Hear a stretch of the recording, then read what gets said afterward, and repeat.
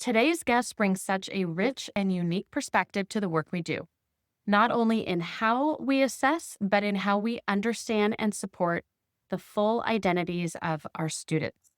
Lucia Serio is a licensed educational psychologist with extensive experience in psychoeducational assessment, dynamic assessment, and inclusive educational practices, particularly in supporting students with Down syndrome and autistic students. She's an adjunct instructor at California State University, Los Angeles, where she's taught in the counseling and education graduate programs for over 6 years, mentoring the next generation of practitioners. Her work also extends into grant funded research through UCLA, coaching educators on evidence based practices for inclusion. She is part of the Strength Based Collective and is passionate about connecting learning profiles with academic, mental wellness, and even sexuality support, areas often left out of traditional school conversations. Her evaluations go beyond the checklists. They offer teams deep insight into a student's profile with clear links to educational programming. Outside of her professional world, she is a book lover, a traveler, and a proud dog mom. She's currently deepening her expertise through 2 certification programs and is known for always learning, cooking new recipes, and dancing whenever she gets the chance. Thank you so much for being here. Welcome to the podcast. Thanks for having me. I'm so excited to dive deeper. That was such an extensive background. I was like, oh, I forgot that that's all the things that I do. It's nice when we get to hear those about ourselves. Yeah. Well, we'd love to ask all of our guests, what is one favorite TV show you are watching right now? Well, I'm doing a rewatch on The Pit. I watched it once when it came out on HBO Max, but it was so good that I'm rewatching it now. And I mean, I grew up watching ER, and so Noah Wild let me on ER with the kind of an early heartthrob for me. So Absolutely. yeah, and I love the realness of, like, the hospital setting in The Pit, so that's been a rewatch in our house right now. I definitely fell in love with that. Seeing him in another hospital show was a must watch. Absolutely. And I also love that every episode is just 1 hour of time. I thought that was really a unique perspective. Absolutely. I was also intrigued by the currentness of the show, like, post-COVID times and, like, with all this interesting technology and the realities of community healthcare. So, yeah, that was also really intriguing. Well, in one sentence, how would your clients describe you as a licensed educational psychologist? So I think the big ones that come to mind are definitely collaborative. As a private clinician or an outside clinician, I'm often doing a lot of consultation work with families. And so I really try to be a bridge of, like, here's just some knowledge I have either about the student or about this profile of student, and kind of help teams understand how they can maybe think about things a little bit differently, not necessarily making a whole bunch of changes, but using tools that they already have. So I really try to come at things from this collaborative perspective. And when possible, I really do try to collaborate with school teams because that's what I really love to do. I love being a connector and a bridge in that capacity. And then I would say my families would probably also describe me as passionate and really dedicated and really wanting to showcase, like, what their children know and can do and how they best learn. I do think of myself as a little bit of an investigator, as I think a lot of school psychs do. Like, we're always trying to figure out those avenues and pathways to best help students get the information that they need and learn skills. And so I think I definitely have a lot of passion for trying to figure those pieces out. I love that. Well, there were a couple topics that were in your intro, both dynamic assessment as well as Down syndrome. How has your focus on these areas shaped your practice? Yeah. So I'll start with Down syndrome, that's something that I think kind of led me into the dynamic assessment work that I do. But I was a teacher before I was a school psychologist and then an educational psych. And while I was a teacher, my bestie teacher friend did her student teaching with an educator who had a sibling with Down syndrome. And she said, oh, yeah, since I've been working with her, I have been volunteering at a place here in Pasadena, California.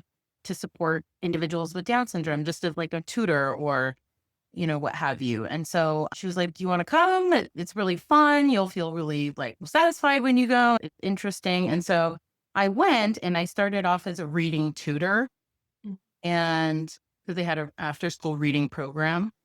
And it was really the first experience I had supporting students with Down syndrome. It wasn't the population that I was teaching at the time. And it was my first exposure to also hearing the impact of families. Down syndrome is the most common genetic disorder with the least amount of funding here in the US. And that is historical. And I don't think it's getting better anytime soon. In fact, I know that there was a big grant that was recently approved for more research on the lifespan and long-term health care, especially with like Alzheimer's, but it's hard to say if that will continue. And so as I was working, just doing tutoring, I started getting to know the families and kind of hearing their stories about like from diagnosis to, where they were at now. It became really like kind of eye-opening to me how much support was needed because it is a relatively small population, even though it's not a small population, but relatively compared to our autistic population, it is relatively small. And so a lot of people don't have necessarily like the exposure one and like training in this area. And so while I was there, I started volunteering in other capacities. So I led like a young adult group. And then I started doing some of the educational partnership program that they have there where they were bringing in teachers. And so I was kind of a facilitator to help teachers figure out how to modify and accommodate curriculum. And then I started facilitating that program and being like the core facilitator and then speaking at their conference. And eventually over time, I like was researching and learning and connecting with all of these people that were working in the field of Down syndrome. And I was like diving deep into the research around the learning profile. All of it's really coming from the UK more than the US. And I just was really like moved towards how do I help people understand like this population that really does need our support and is so valuable. Like there are so many gifts that these individuals have and their families have such a unique perspective because it wasn't always like in their plan. And so hearing them talk about that, it was a real gift for me in terms of learning, but it was also a big catalyst in me thinking like this is something I really want to do. So some of the families that I first started with when I was first volunteering as a reading tutor are now in my like programs as like teenagers and young adults. And it's really interesting how I've kind of grown up with them and like learned with them. But in all that, I transitioned from becoming a teacher to a school psychologist. And when I went into my school psychology program, I realized there wasn't a lot of emphasis on learning about people with Down syndrome or more genetic disorders. And even the discussion around intellectual and developmental disabilities was still like still within the pretty standard formats that we see, right? Which makes sense. There's not a lot of time in those programs to like learn all the things. Right. But while I was there, I started trying to explore alternative options. I was reading a lot about the history of IQ testing, and I was reading a lot about, the eugenics movement and people with intellectual and developmental disabilities, and specifically how Down syndrome kind of fit into that. And I was like, I really want to figure out a way to test differently because my students' profiles are not really getting captured here. And then teams don't have any information to help plan. They know that there are deficits, but they don't know like how to get to the goal and create a goal that is really well aligned to like what are the strengths and challenges of that profile. Or they're not even highlighting very many strengths. So it's how do we find those? And so I started doing a lot of research. I had seen a couple of people talking about dynamic assessment through Instagram and started researching it a little bit and found an organization in the UK that was doing training on dynamic assessment. And I was really curious about it. So I did one of their trainings and then they were offering a 2-year certification program. So I just finished that a few months ago. And it has changed my life in terms of the amount of skill I feel I have to create for students that maybe have this more complex profile, more nuanced, still utilizing some of our standardized tools as needed, but being able to showcase what students can do in such an applicable way to like IEP development. And Mhm. that has been incredibly satisfying. That's incredible. Well, how does dynamic assessment differ from our traditional standardized assessments? Yeah, so dynamic assessment really, I mean, it was really developed for purposes of using it with English language learners. That's like the core history of it. And that's where you'll see actually a lot of the research on it in the US and with young children. So, really, what it is, it's by Gottsdian and theory. So, they do look at that like zone of proximal development and kind of what do learners do when there's some facilitation and mediation, right? So, it's not just looking at how is the learner or the student responding to a stimulus, but it's looking at what is the interaction and like almost measuring it or being able to identify what is the context of that interaction and how did it facilitate learning for that person. So it's kind of tricky when you're in it because you're having to take a lot of notes. It's been really helpful to have like students come along and just take notes on things that I'm doing because it is involved. And so the three main components of dynamic assessment when you're doing it are task complexity and then cognitive and affective learning principles. So those are like the skills that we're seeing that students can do. And then the mediated strategies, which is all about who is the facilitator or who is the mediator of the learning interaction. And what you're really trying to do is present all of these different tasks at different complexities, different levels. And you're seeing, does this student make any change in their interaction or with their skills when we change the mediation? So, do they do it alone? Then maybe we add in a little bit of support and then we see, okay, did they adjust?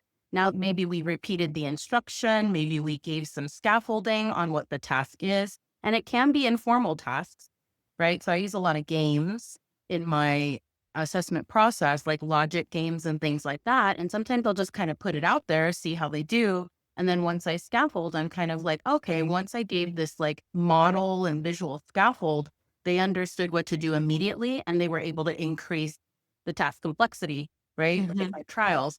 And so that's where it becomes really beautifully aligned to programming because you can really see what types of supports are needed. The Right. framework of dynamic assessment is measuring a student within their lane, right? Versus always comparing to students of similar age or grade. But it really is what can they do within the lane that they have and with that mediated support. It's very interdependent focus. I love that. And it makes me think about how often, especially for reevaluations and they're being completed by the person who actually teaches the student every single day. And they're like, yeah, they got this score. But by the way, in the classroom, when we just do this one extra thing, they are able to show this type of skill. But by the way, we were only allowed to read the words in blue. And we're not allowed to give them a calculator. We're not allowed to give that extra prompt or any of those different types of things. So is that kind of a similar sense here? It is. I think it's more naturalistic, right, in terms of the way we're delivering it. So, I mean, unfortunately, a lot of the students that I get, like, they're the students that are hardest to test. Okay. Perhaps, like, in theory, I'll see a lot of reports that'll say, like, unable to test, or they push the stimulus away and then discontinued testing, right? Mhm. And that is the kind of student I really enjoy testing because I'm like, let me bring out all of these different games and activities, see what they do. And then sometimes I'll even still use a standardized measure and administer it in a standardized way and then see how they do. But then I might go back and redo the subtest with some mediation just to report on did it look any different? Because I really do want to see, like, do they look different? We know that the way we administer tests and standardized assessments isn't always aligned to what the students' interactions on a daily basis are with Right. content. And especially for learners that I work with, and translating this to people with Down syndrome and intellectual disability or more complex profiles, they need a lot of repetition to understand how to do a task, right? I can guarantee you if they had some practice with standardized assessments more regularly, they'd probably just interact with the test more better because they have had the repetition and the rehearsal, right? It takes more time to get them to understand the task. And so the nice part about dynamic assessment is you get to capture like what does that look like for them as opposed to just assuming that they can't do it because they didn't engage with it. Makes sense. Makes sense. Well, what are some of the challenges or limitations of using this type of evaluation process in a school setting? Yeah. So it speaks wonderfully to program planning, but it doesn't always align with like the requirements that maybe some districts have for assessment and testing. And like I said, I'm often getting this, working with students that were difficult to test or unable to assess.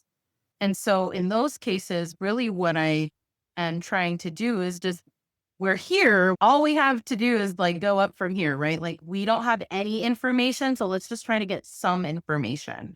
The other thing that is challenging is that it is really out of the box. And so if you're someone that doesn't like quite know how to bring in alternative materials into your assessment process or how to use standardized measures in a different way, it could be challenging and maybe even scary because it could be challenged, right? Professionally and clinically.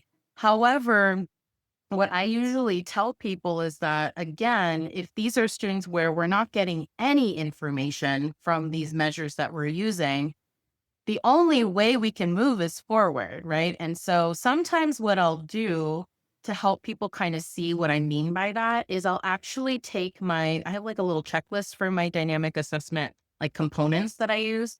I'll go into the classroom, do an observation where the student is really comfortable and highlight the things that the teachers are already doing that are dynamic in nature or what mediated learning strategies are actually being done already. And then in my testing session, I kind of try to focus on those things if I saw them working or tried some others, right? It's very investigative in nature, but it's also like kind of testing out teaching strategies. And Mhm. so some of the barriers also are time because it was requires a little bit more qualitative investigation and it requires a little bit more flexibility with what you're doing for your testing and resources because I use a ton of games, a lot of logic games. Sometimes I'll bring out like matching tasks just to see like where they are foundationally with matching and the pre-literacy skill, depending on the student, planning tasks, and just kind of trying to get a read. And then I'm also like probing all these different things, novel things. And maybe if they're not responding to novel stimuli, trying to figure out what stimuli they are comfortable with, and then just increasing the task complexity when possible. But it does take a little bit of that thinking outside the box in terms of like, how do I use materials to kind of contrive situations that allow for this interaction. So it is a lot of prep for sure. Well, and you talked about ways that as a school psychologist may be utilizing those classroom observations to help them, like you said, kind of list out, oh, I saw these strategies, so I can use similar kind of strategies. What about the educators and the parents' collaboration? Where do you bring that in, whether you think about, your school-based experience or your private experience? Yeah. So, I mean, as an outside provider, I think one of the luxuries I do have is I don't take on as many cases. And so, one of the things I do is I do go to outside clinicians and kind of see what are they doing also. So, if a Mhm. student has like outside services, I try to go to at least one of the providers' sessions and see like if they have a good relationship and a good working dynamic. Like, are they utilizing some of these strategies that could be translated? And so that's been really helpful. And with parents, helping them understand like what dynamic assessment means. And I think in my experience with the families of younger children, they always are hoping for more of that like play based interactive experience. And sometimes that doesn't happen just with the nature of our systems and how sometimes we do preschool assessments because there's so many. But I think that's always the hope. So sometimes when I'm doing independent evals for families of younger children, they're like, wow, you spent so much time like really getting to know my child. And I do tell them like, well, I mean, it's the luxury of what I'm doing because I don't have, as many evaluations. I have more time. Also, this is my area of expertise. And then in terms of helping them understand what it is, I really do focus on this like dynamic piece of like, what does that mean? It means your learner, your child can change when we contrive or do something a little bit different to the instruction and the interaction. And that has been really interesting for them to hear because it's not always like typically what they get from their evaluations. And I also focus on that, like we want to see what they can do. What are their strengths within the skills that they have? And that seems to help bridge some of the connection. And then I do try to help in my assessments and my write ups of dynamic assessment. Really, what I give to the educators and the family is here's how this student really does learn. And this is how they're demonstrating that pretty consistently across different activities and maybe different settings, right? So maybe I saw it in the classroom, maybe I saw it outside, maybe I saw it in the testing session, and then giving them some framework for consistency. That has been a huge, I think, gift for teams because I've learned, and I'm sure you know this too, sometimes like with recommendations, it's like it's great, but if the team is not buying into it, like how are we Right. going to get them on board? So sometimes if I can just showcase, like, I saw you do this, the outside clinician did this, I tried it too. It was a super effective strategy. Keep doing it. And here's how you can even expand, right? That has been gold, I think, for people. Nice. So that's been a big way that I've kind of tried to shift that into more of a collaborative Mhm. conversation. I love that. Hey everyone, Jenny Panzeric here with a quick video I hope you find useful. As you were thinking about ways to provide support to your staff next year, I wanted to share a resource that may be useful. As you know, executive functioning skills are a hot topic in special education. Some of you may have had me come to your district to present on this topic, which is one of my favorite. And I likely shared some resources to support the students at your schools who struggle with time management, organization, etc. But what about the educators at your schools who struggle with these same skills? The special education assessment team member who struggles to get the report completed on time, or the teacher who struggles to prioritize. Do they respond to parent emails first and then work on the IEPs, or should the lesson plans be first? From teachers to SLPs to school psychs, and maybe even you, when an adult struggles with these skills, it can have an impact. This is why this summer I am launching the Executive Functioning Academy Educator Edition. Yes, we are going to be providing tips, strategies, and supports for the adults who work in education, who they themselves have executive skill challenges. Click on the link near this video to find out all of the details. We will have a summer cohort and a fall cohort. Registration is open for both of them. And as always, if you have any questions, hit reply to this email or send me a DM. I am happy to answer them. Until next time, have a great rest of your day. Well, let's go back to our conversation about our students with Down syndrome. I'm curious, how have you been helping schools out, or what kind of suggestions do you have for schools to create more inclusive environments that are supporting that social emotional development of our students with Down syndrome?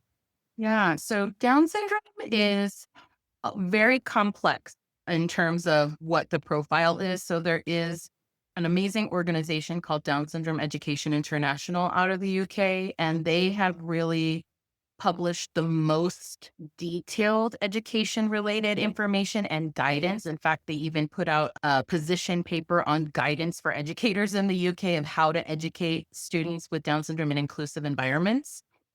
And it's really viewed as more of a learning disability in the UK because of the actual profile, that the learning profile that has been established in the research. And so One of the things I really try to highlight is that specific learning profile. I think it's really interesting the way it aligns because the most impacted areas in learners with Down syndrome are that working memory area, as well as like the auditory processing, right? And visual processing is actually more of a strength, but it still might be delayed. And so it's working within that kind of like framework and thinking about, well, here's kind of the strengths we'll typically see. Here's some of the challenges we'll typically see, and like looking to see if those things align. And so I really try to teach teams like when you're thinking about supports, you want to think about them within that framework. And obviously, it varies because it is a spectrum. But typically, those are the things that we see. And in my experience, that is pretty consistent, but with varying degrees of like skills or development. So I really try to showcase what is that learning profile? How does that look? And then what are ways that we can start bridging that with our accommodations and supports, right? I did present at NASP and CASP with some of my students actually that really were interested in the topic as well on kind of thinking about psychoeducational assessment from this framework. And one of the things that they learned a lot about was just the overwhelming amount of correlation to a bunch of these really unknown medical related things that can happen with the Down syndrome profile that can be so impacting, and kind of thinking about why don't we think about some of the health factors more before we think about just the cognition and intellectual capacity. I mean, there are things that I have had to learn about, just like medical impacts, like the rate of sleep apnea is just so prevalent. But because here in the US, we don't do sleep studies for children typically before age, I think 6, we miss that window sometimes. And then it's harder to help students participate in a sleep study as they get older, sometimes if they have like sensory related needs or they're uncomfortable wearing the supplies, like the stickies and things like that. Right. And so sometimes, like, I have students that have like, they're maybe getting 20 to 30% of oxygen during the evening. Wow. They're asleep, so they're not really getting REM sleep, and then they're going to school and nobody knows, right? So it's like Yeah. asking the right questions around some of these medical things to see if that's something maybe the parents have investigated, even if they didn't get treatment for, but just making sure you ask because those things are so impacting. Same with motor, because hypotonia, it's one of the bigger consistent challenges for individuals with Down syndrome. Like the amount of effort it takes for individuals to engage in motor, gross and fine motor tasks and talking and Hmm. swallowing, right? Basic needs. Those are just things I don't think we always think about, like the real impact of that. So, a lot of what I'm bringing to teams in a consultative capacity or a training capacity, and even to school psychologists, is really like thinking about that as like a whole person, right? Not just the intellectual functioning piece, Hmm. because that may be a component, but all of these other factors that could be just impacting this person's behavior, their day, their learning, right? And I've seen huge changes with some of interventions in like terms of medical intervention. So it just does it's such a nuanced profile, and it's really challenging to kind of weed through all these things if you don't know that those things can exist. So I have developed a couple of tools for people to kind of ask those questions and think through those. So in terms of besides like the assessment process, that's something that I've been offering is like more training on that, more discussion of that. And then in terms of inclusion, which was your original question, one thing is understanding that profile, but also the inclusivity piece. It's so challenging when I work with a few individuals with Down syndrome that are the only people in their schools with Down syndrome, or maybe Right. one of a few, but they're the only one included in Hmm. gen ed. And they're successful with support, but the challenge is they don't see representation of themselves in their setting. And so, like, that becomes hard and becomes really impacting in terms of self esteem and self confidence when they don't see people that look like them Yeah. dating and having relationships. And so one thing that I have been really proactive in doing with my clients with Down syndrome is giving them exposure to people with Down syndrome. And not just meaning like they have to go hang out with them at school, but more about like media representation and looking at like different ways Down syndrome can look, right? Because some people with Down syndrome can speak in a pretty understandable way. Some people might have a little more difficulty and kind of being a little bit more conscientious of the ways that can look, different people's stories. You're not alone. So, in terms of mental health, that's been something that's really big. The other thing, just in general, about inclusion that I always think about is I work with so many families who, like, the two biggest things, like safety and school culture have and accessibility, have not really been always like considered for their child.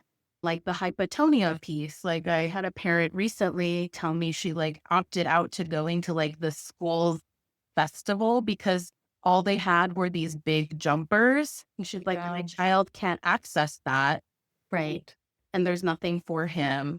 And he's Hmm. going to be frustrated that he can't keep up with his friends because he can't climb onto like the big slide. And so it's things like that that I tell people like, really good to focus on is, are the activities in your school accessible to all your students, right? And it's not just individuals with Down syndrome, but it's all students. And then also thinking about the safety aspects. And I've been thinking more and more just with like all the things that happen in terms of needing to like lock down or natural disasters, right? Like, is your school prepared to support the students that are the most impacted? Like, a lot of my students with Down syndrome have difficulty swallowing. And so, like, having food available that is easy to swallow, like, are those considerations that are made. And I think that is like the foundation of thinking about inclusion. So if your school is not like ready to jump in full force and do all the accommodations and modifications, I always tell people start with those like really foundational things and just examine that at your school and be the advocate for like, hey, we just need to make this accessible right now. Like we can't think about all the other things yet until this is accessible. That makes sense. Yeah. Well, you were recently featured by the Strength Based Collective, which focuses on helping educators and school psychs use student strengths to support growth, which I know you've been talking a lot about. For someone who might be looking to use more of a strength based approach more intentionally, what might that look like in everyday school practice? Yeah, so that's something that's been really great working with Dr. Kelsey Reed, who is the one of the founders of the Strength Based Collective. And it's been nice because we actually did a presentation with another school psych, Bria Rosas, and we talked about how to do strength-based assessments for students with extensive support needs. And Hmm. so we talked about all of these different considerations for these different types of learners. And so I think just in terms of intentionality, like one of the things is just modeling language. And I even think in our presentation, that was something that we were doing for a population of people that it can be challenging, especially if you don't have a lot of experience working with people with extensive support needs, right? H- Finding strengths, right? And like and just modeling, like, how do you frame that? And how do you frame challenges in a way that still leaves room for opportunity and growth? Right. So I tell people, like, if you're really trying to be a change maker for looking at a strength based approach, you have to also first be the model and be the person reframing, right?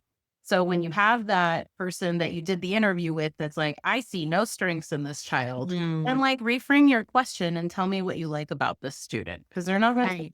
like, so practicing reframing, there's a ton of really great like interview prompts on the Strength Based Collective website too. And I think when I was first learning about like just strength based practices as a practice, I started looking at the way that the questions were formed and like what was the language around that. And I've always been somebody that has found strengths in everybody. That's one of my key character strengths is I'm definitely an optimizer and I like really like love seeing what people can do. Even in Mhm. my like my colleagues and people I work with day to day, I'm always the one that's like, you got this. Like, I believe in you. And I think that's really the intentionality, though, is like language first and just being really really aware of the things you're saying. Like, I know when I work with people with Down syndrome, and like one thing families have told me, and I've been very intentional about how I do this, is that a lot of the times their diagnosis story has started with a "we're so sorry," or maybe even some imposed, like, "this is what we think you should do," right? Mm, And that's really up to the parent and the family. right. But when I think about that and I think about, okay, and then now they're going into a school system where a lot of the staff may not know exactly what to do or how to instruct their child in a meaningful way. Or maybe they have a vision for their child and the team isn't sure how to get there. I think like helping highlight and find those strengths where, you can recognize that their experience from the beginning has been tough. So Yeah. let's really like support and wrap ourselves around this family. And we should do this for all our families, but I'm Yes. just giving this as an example. Let's really uplift them and uplift the family and feeling good about our collaboration together. Because I think that is where I see a lot of struggle, especially with Mhm. students with like extensive support needs or complex communication needs. And it's really in this, how do we find the strengths and how do we nurture those abilities? I love that. Well, you're obviously someone who is actively pursuing new certifications. You are staying plugged into research. What's something recent that's challenged or expanded your thinking? Yeah, so I'm currently working on my comprehensive sexuality educator certification through ASECT, the American Association for Sexuality Educators, Counselors, and Therapists. And I was really moved to do that work when I started working with more young adults with Down syndrome and other intellectual developmental disabilities. Just thinking about sexuality as like really bridge to autonomy and independence. And one of my biggest values as an educational psych, as an educator, as probably a human, is just really supporting the development of being an informed person, right? Yeah. I want people to be informed. I want people to be able to make decisions for themselves that are good for them. And one of the ways that I had been feeling like I wasn't really seeing as much in schools was in this like sexuality education realm. So I started taking the classes about a year and a half ago. And the certification is very in depth. It feels like I'm doing another degree. It's just very in depth, and you have to Yeah. do about 1,000 practice hours for supervision. So I'm doing that right now. And you don't need anything I mean, you need some experience, but there's no like license or anything you need to actually practice sexuality education. I did connect with a few school psychologists that were doing this work at NASP as well. And so it was really interesting to see kind of like who's interested in it and who's not, or who like really wants to build more around this work. And so I've been really doing this, and it's been interesting because I'm kind of pulling in my like dynamic assessment hat and my educator hat. And like, how do I give this information to the clients I'm working with in a way that's understandable and like covers all the topics they need to be informed decision makers, and also work with families on, that may not have ever thought of their child as a sexual being. And so I'm really Right. learning a lot of different things, and it's really challenging me in a really critical way. And yeah, it's been really fun to learn and practice. And I mean, it's really nice because it's been something that I've been able to develop and do offer as like a regional center funded service. So that has been an incredible opportunity from like a business perspective, but also Mhm. just high value for me as a clinician. Love that. Well, this podcast is called The Prepared School Psychologist. When you think of that term prepared, what do you do to help yourself feel more prepared in your role? Yeah, I think it's being a learner, like willing to learn from the things maybe I don't always do well, or the mistakes that come up, or challenges that I'm faced with. When I teach in the school psychology program, one thing I always tell students is to really like grab opportunities by the horn. Like if an opportunity comes your way and it feels like, hey, this could really teach me something new, Mhm. or I could get something from this experience, right? I tell people to take that opportunity, even if it's just a small one. For me, it's been like volunteer opportunities sometimes that have just really made or break where I'm going in the future. I mean, that was really how I fell into my passion areas. Yeah. It was just kind of like, oh, this experience sounds kind of interesting. Let me go see what it's about. Well, I've done others and I've been like, yeah, that's not really something I want to Right. invest my time in. And so I think that is incredibly important. And if there's someone, my students would probably say this about me too. I am someone that is like, if there is someone that's like offering you an opportunity for mentorship, right? And it's just at their own will, like take it because all you can do is learn and you can always say maybe that didn't align with me or not. But it's pretty incredible to see what other people do and like what they make their career. And so I always just kind of say, take the opportunities by the horn, try new things, even though they might be a little bit scary. And that all of those experiences will help create the professional that you want to be. Yeah. Awesome. Well, thank you so much for being here and for sharing so many practical insights from your work. Your approach to assessment and collaboration is a great reminder that school psychology isn't just about identifying needs, it's about understanding students in their context and helping teams respond with clarity and care. So, thank you so much. Thanks. If you found this episode helpful, be sure to subscribe to the Prepare School Psych podcast wherever you get your podcast. We've got more conversations coming that you don't want to miss.